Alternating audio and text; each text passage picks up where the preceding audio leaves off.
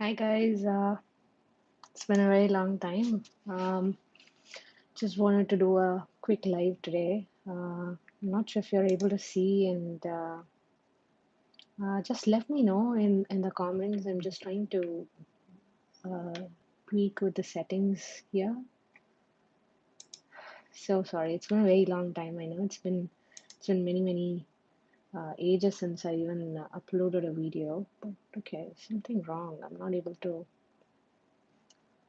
So can you guys just type something? Can you send something in the comments? Anything that you can?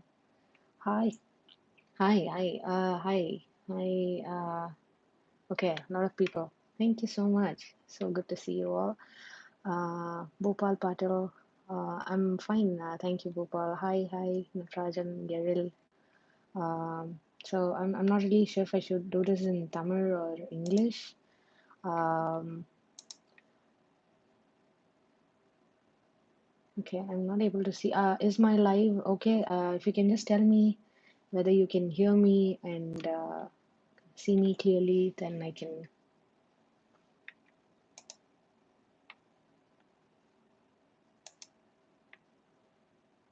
I'm just trying to get my video to view my it's not working. So on my screen, I'm not able to see anything. Okay, it's clear. Okay. You're a long time I did not see you. Correct. Audio is low. Okay, 1 second. Let me. How about now? Can you hear me clearly now?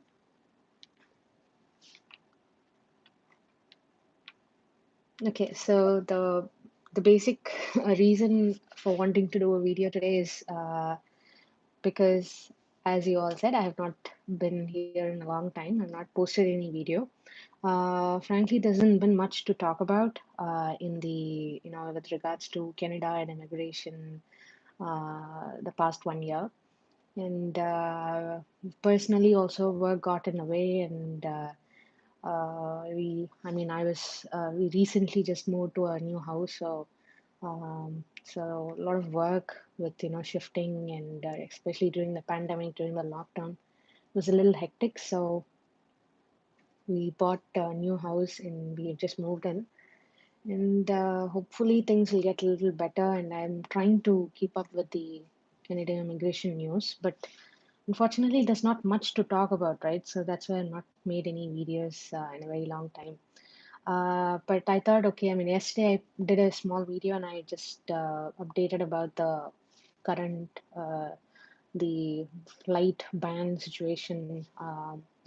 Canada has banned flights from India and Pakistan. So I just posted that video and I did that in Tamil. So I wasn't really sure if anybody wanted to talk more about it or if you have any questions. So I just thought I have a couple of minutes right now. So I thought I'll just do a quick live. So, hi, Jaspir, Naga, Yarel, Solomon. Thank you so much for joining. Thank you for uh, joining the live today. So, do you guys want me to talk about anything in specific, anything in particular?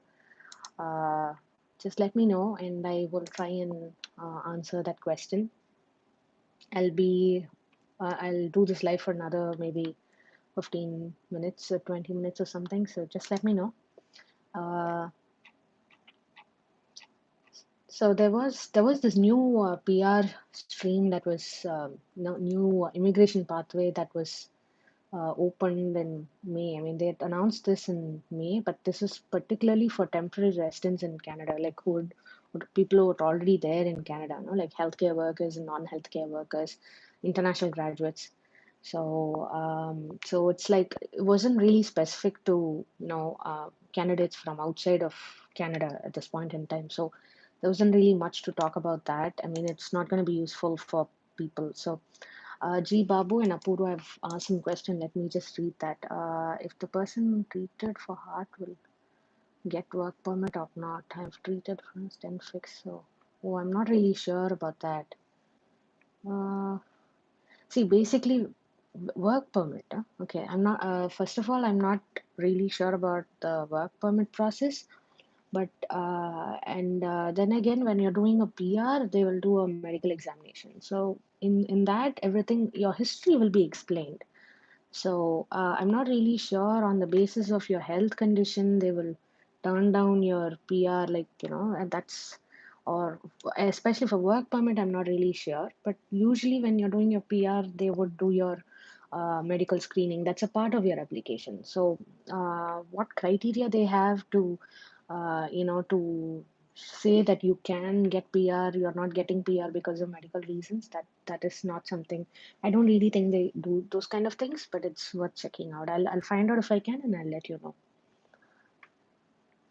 Can I come along with my spouse on student visa with one kid? I have consulted many companies. None of them are giving me positive thought. Yeah, anyone thinks on this is becoming very confusing. Student visa and spouse. Student. I've not done much on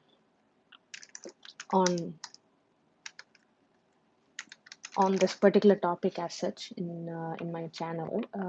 Although that's something I've been trying to do. If I can, uh, yeah. So I mean, let me just read what I'm saying here. So if you're applying for study permit through the student direct stream, then you are eligible to bring your spouse or common law partner and dependent children with you to Canada. They may be eligible for a study permit or a work permit or a visitor visa. So when you submit your applications, you submit along with your study permit applications. You'll have to submit theirs as well. So that is possible. It's not. They don't say it's not this thing or anything. They say it is possible. So if you're coming in to study, then you can definitely bring in your spouse and your children. Memorial University. I've not heard of that place, and I will find out about that and I'll let you know. I've never heard of Memorial University. Only your PG. Where is Memorial University? Let me just see that quickly. Oh, Newfoundland. Okay.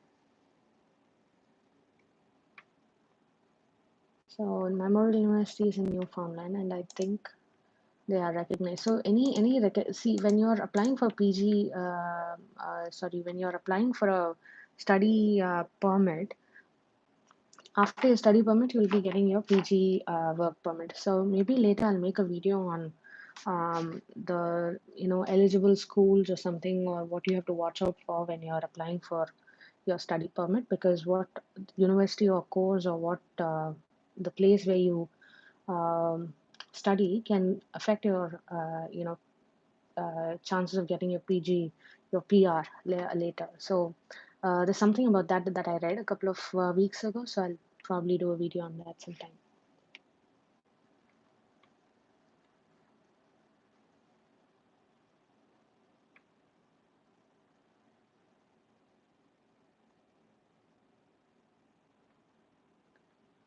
Uh, One second, just okay. So somebody's asking about consultancy and see, the thing is, you can apply through a consultant, but you don't really have to. You don't really have to. I mean, you can do it on your own. Uh, when you are approaching any consultant, just make sure that they are recognized ICCRC consultants, and so that you're not duped. I don't know about any consultants in India who are recognized. I personally don't know anyone like that. I mean, if you have the funds and if you have the money to hire a consultant for yourself and your family, then you'd probably be better off hiring a consultant who's based in Canada. So you can, I mean, there are many such consultants in Canada if that's something you want. But you would probably if you want to do it on your own, you can do it on your own. The only, what you'll have to remember is, just because you're going to a consultant doesn't mean you will definitely get your PR. That doesn't increase your chances of getting your PR. Your PR chances totally depends on your application and how your papers are at that the time of your application.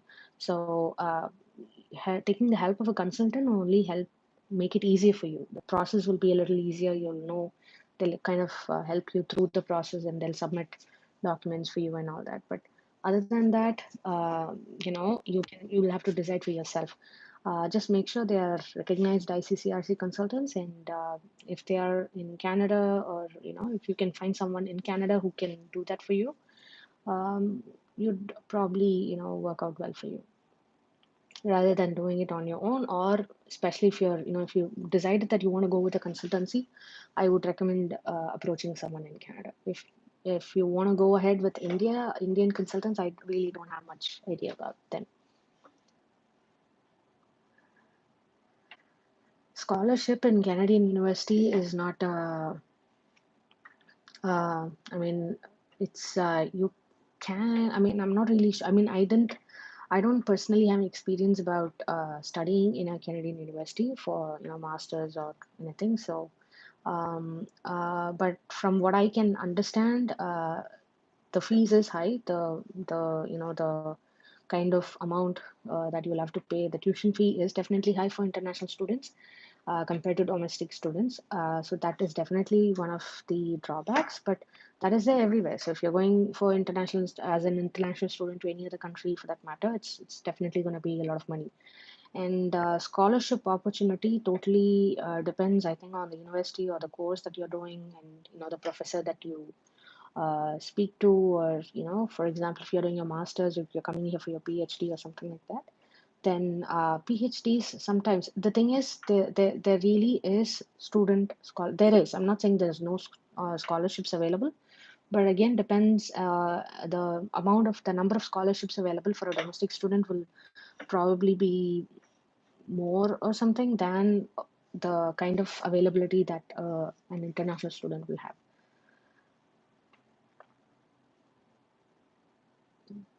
Can we immigrate to Canada after doing masters in UK and doing 2 years of post-study work?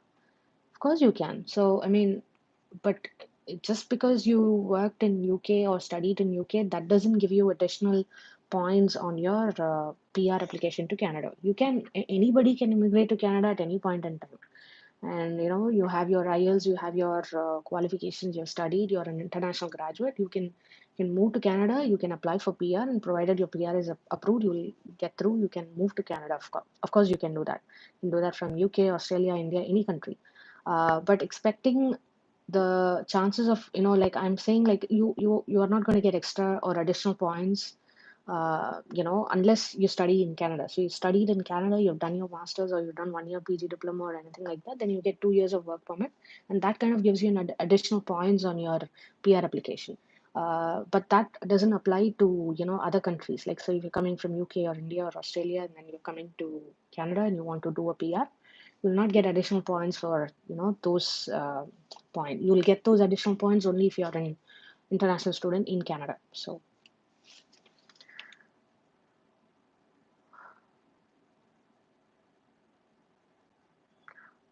B.Ed final year, Canada education for teaching, need to know how much band and IELTS.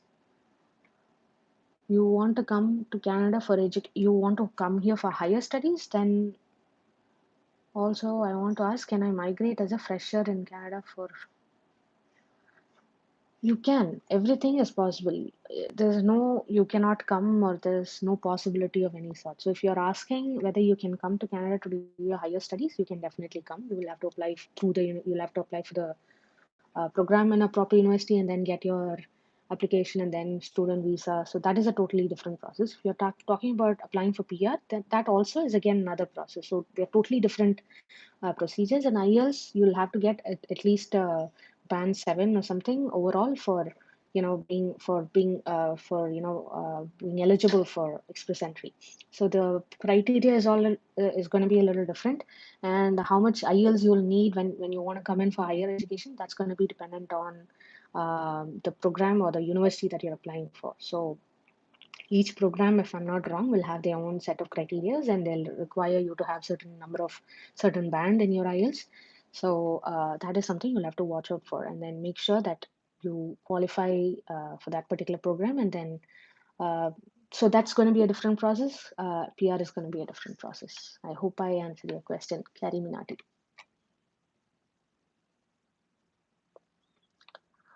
Solomon, is it advisable to apply for study permit same time with my wife's work permit, or I come in first, then apply for her work permit later?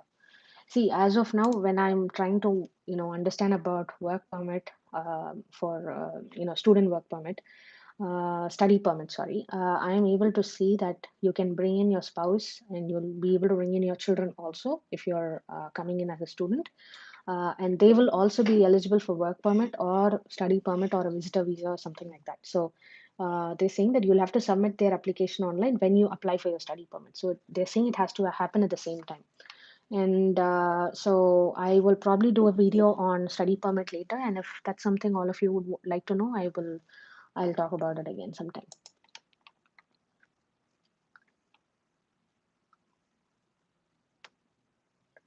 Karthikeyan, I'm 41 BSc graduate looking for a job in Canada and non-technical sector.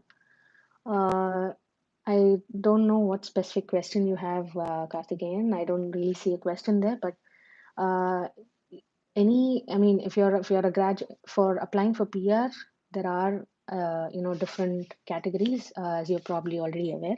If not, please go and I have some of those videos. The reason I don't keep posting new videos is because there's no new content to give. There's nothing new I can talk about Canadian immigration. All the information I need to, I probably want to talk about in terms of PR or express entry is already there. So if you're talking about trying to come to Canada as a PR, then there are certain, different, programs, different express entry categories are there. So if you're in Canada, there's a different category. If you're coming from outside of Canada and you're trying to apply for PR, that's another category. So based on those different categories, there are different criterias for for your eligibility. So basically, they look at your age, they look at your education, they look at your work experience. And so all these factors kind of really play a role. So watch those videos whenever you get time. And then if there's anything specific that you want to ask, and if I know the answer to it, I'll definitely answer.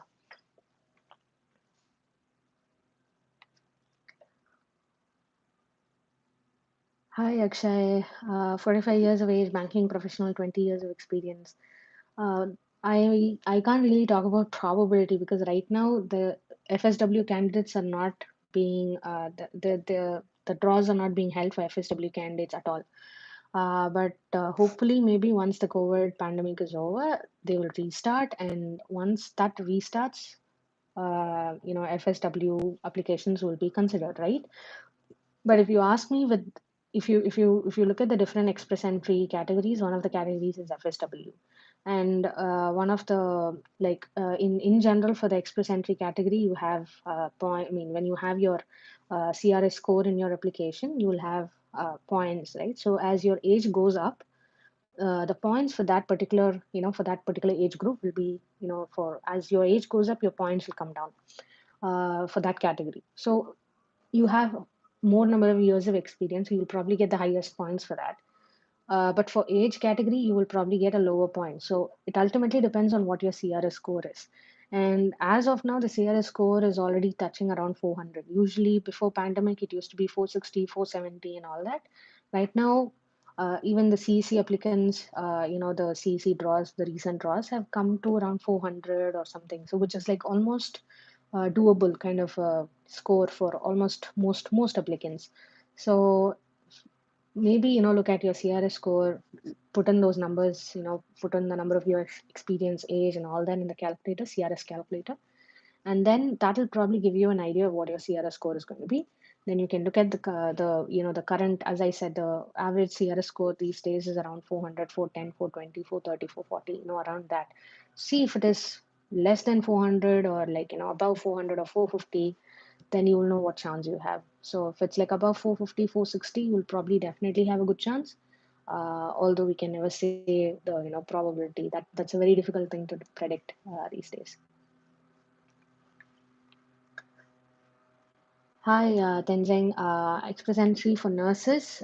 Sure. Wow, IELTS 9777. That's a really nice one. CRS is 440. Hi, Tenzing. First of all, you're a nurse, and thank you for all that you're doing. If you're, in the current pandemic. So So yeah, I mean 440 is a very good score, especially at this point in time. But as I already said, I mean you're probably an FSW candidate. I'm not really sure if you're already inside Canada or outside Canada. So if you're outside Canada and you're trying to apply for PR, the 440 score at this point in time, FSW candidates applications are not being, pulled out in the draw, right? So uh, I really think you will have a very good chance. So I will probably make some videos on healthcare workers, and I'll also talk about this particular sector if you want me to. And but 440 is a really nice score, and I really hope you come to Canada soon. Tenzing, all the best. How to become a teacher in Canada? Okay, sure, I'll do that. I'll do that. Scope of software developer. See, I personally don't have any experience, or not many software developers in Canada.